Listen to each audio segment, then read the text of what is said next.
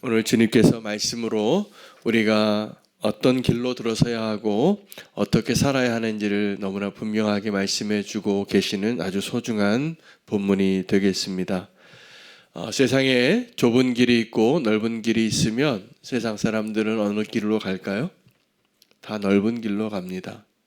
저도 어디 새로운 여행지를 가거나 안 가본 곳에 갈 때 사람들이 어디 많이 가는 곳, 그래서 이렇게 잘 찾아가는 곳을 찾아서 가고, 그런 것이 없을지라도 우리가 음식점 하나를 찾아도 그 주차장에 차가 많은 음식점 들어갈 때가 많습니다.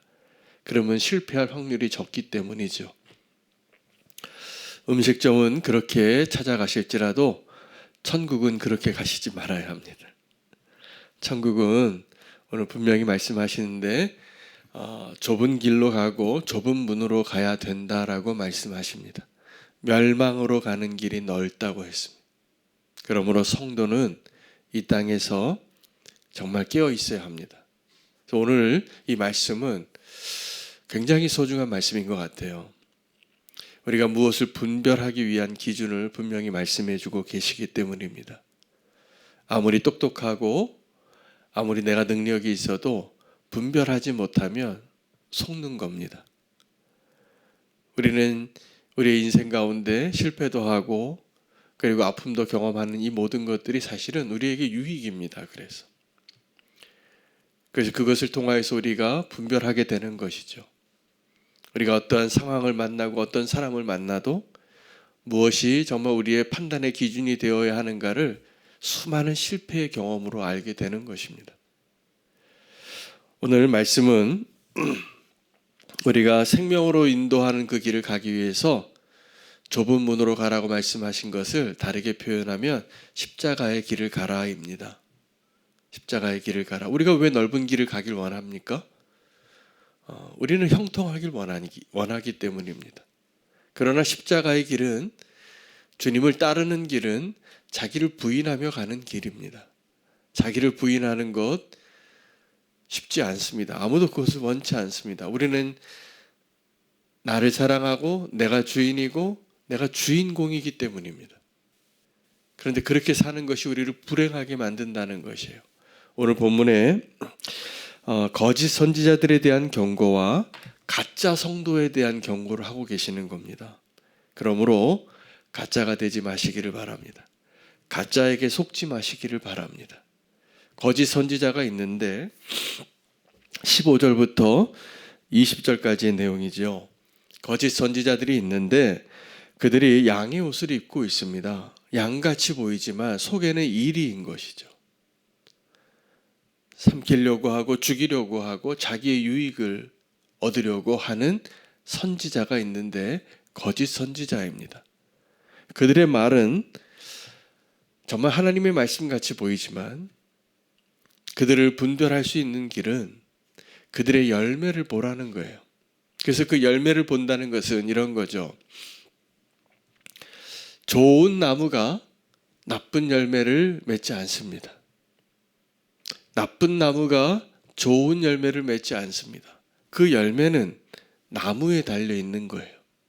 포도나무는 포도를 맺습니다. 사과나무는 사과를 맺습니다. 근데 거짓 선지자는 어떤 자들이냐면 자기가 가시나무인데 포도나무를 맺고 있는 것처럼 말하는 거예요. 그리고 그 말을 따르라는 거예요. 사람들은 그 말을 듣고 속기 쉽습니다. 그런 말을 하는 사람들일수록 목소리가 이렇게 조금 더 권위적이에요. 오늘 말씀 전체적으로 보면 마지막에 이 거짓 선지자와 대비되어지는 진짜 선지자이신 예수님께서 말씀하시니까 사람들이 이렇게 말했다는 거예요. 저분이 말씀하시는 건 좀 뭔가 다르네. 진짜 권위가 있는 것 같다. 한번 보십시오. 29절입니다. 예수님께서 모든 말씀을 마치니까 사람들이 깜짝 놀랐다는 거예요. 이는 그 가르치시는 것이 권위 있는 자 같고 그들의 서기관들과 같지 아니함일러라. 예수님은 하나님이시기 때문입니다.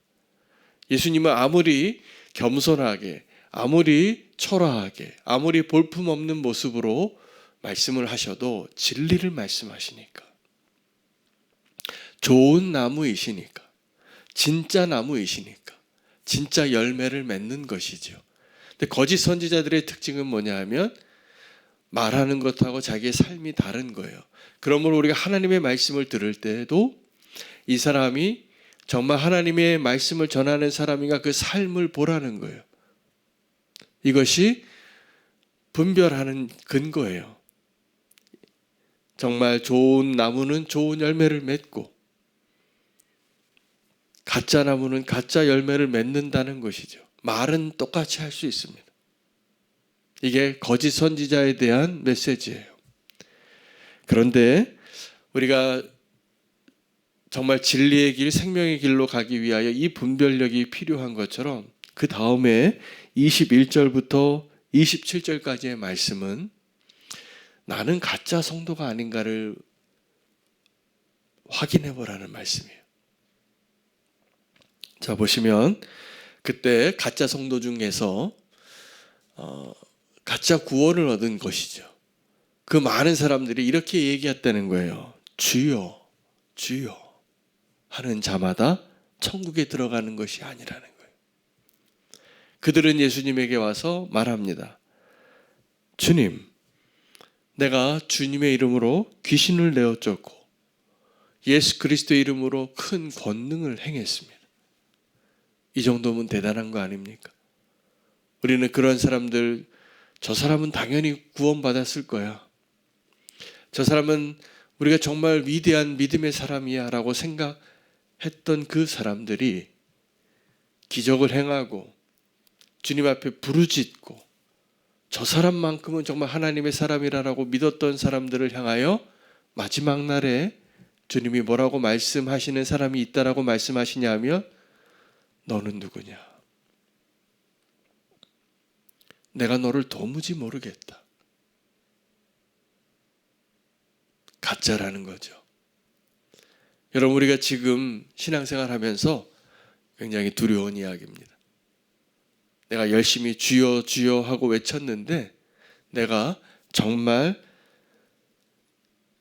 진짜 예수님을 따르는 자인지 진짜 성도인지 그 차이를 이렇게 설명해 주세요. 어떤 사람은 그 집을 모래 위에 집을 짓고 어떤 사람은 그 집을 반석 위에 집을 짓는다는 것입니다. 여러분, 모래 위에 집을 지어 보셨을 겁니다. 지금도 아이들 여름에 바닷가에 내려가면 그 파도가 한번 철썩하고 치면 쓸려 내려가는 그 모래 위에 두꺼비 집을 짓죠. 한 집 줄게 새 집 달라고. 주먹 하나 놓고 쌓아놓고 빼면 물이 넘쳐서 파도 한번 치면 흔적도 없이 사라지는 게 모래 위에 지은 성이에요. 여러분, 우리가 신앙생활을 하면서 겉으로 보기에는 기초가 어디에 있는지 하나도 모르지만 겉으로 보기에는 그럴듯한 집을 인테리어도 잘 해놓고 살고 가구도 멋진 가구를 들여놓고 살고 보기에 참 그림 같은 집이라고 생각하는 것을 세워놓고 살 때가 많습니다. 그러나 바람이 불고 파도가 치고 고난이 오고 그날의 심판의 날이 오면 이 모래 위에 지은 성은 무너질 수밖에 없다는 것이죠. 우리는 지금도 겉으로 보이는 이 건물만을 보고 그럴듯한 성도의 삶을 살았다라고 착각할 수 있다라고 말씀하시는 거거든요. 근데 마지막 날에 내가 너를 도무지 모르겠다. 그런데 주님께서 참 감사하게도 오늘 본문에 우리가 그런 모래 위에 지은 성과 반석 위에 지은 성의 차이가 무엇인가를 분명하게 말씀해 주고 계신다는 거예요. 같이 보실까요? 26절입니다. 나의 이 말을 듣고 행하지 아니하는 자는 그 집을 모래 위에 지은 어리석은 사람과 같으니. 자, 하나님의 말씀을 우리가 다 듣습니다. 지금도 하나님의 좋은 말씀이 얼마나 많은지 몰라요.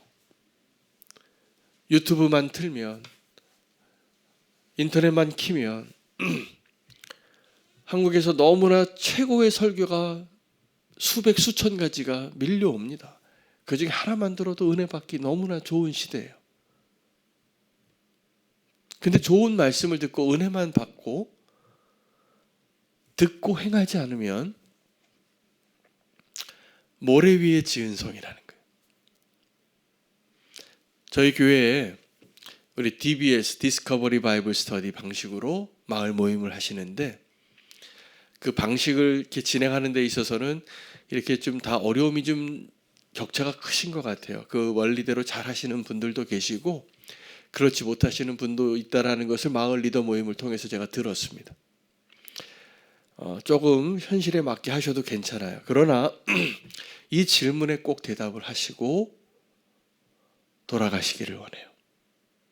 오늘 받은 말씀이 도대체 뭔지 듣고 잊어버려요.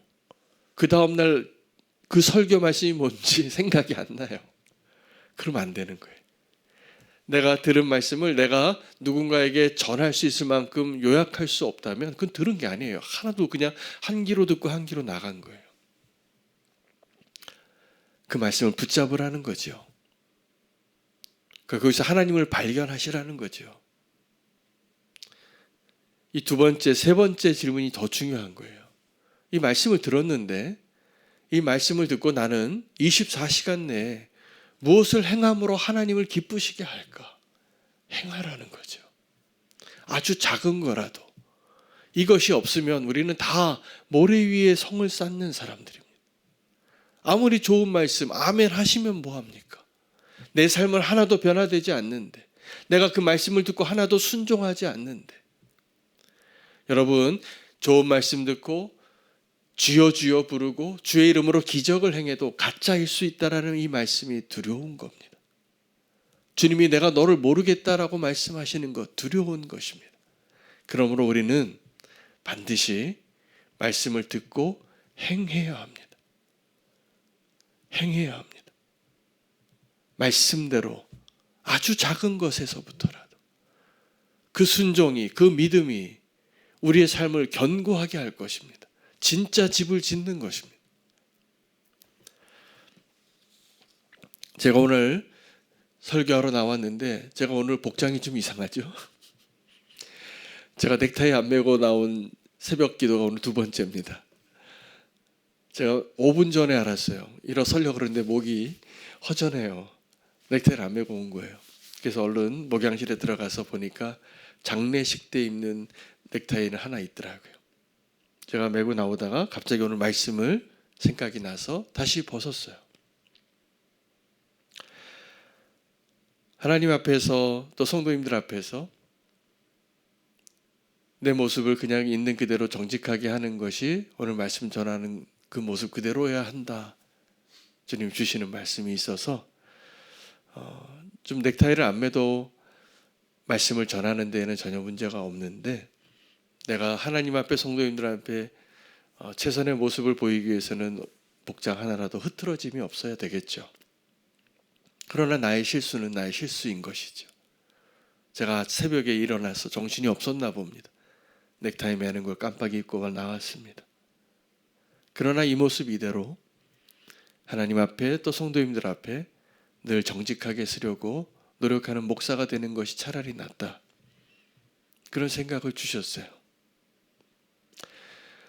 여러분 하나님 앞에 또 말씀 앞에 진실하신 그 진리 앞에 우리가 가짜로 주여 주여 하고 아무리 이적을 행해도 가짜 성도가 될 수 있습니다.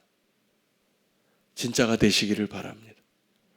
하나님 앞에 진짜의 모습으로 서시고 진짜로 반응하시고 진짜로 말씀대로 행하는 자, 듣고 행하는 자가 되어지기를 주님이 원하십니다. 거짓 선지자에 대한 메시지도 똑같은 거예요.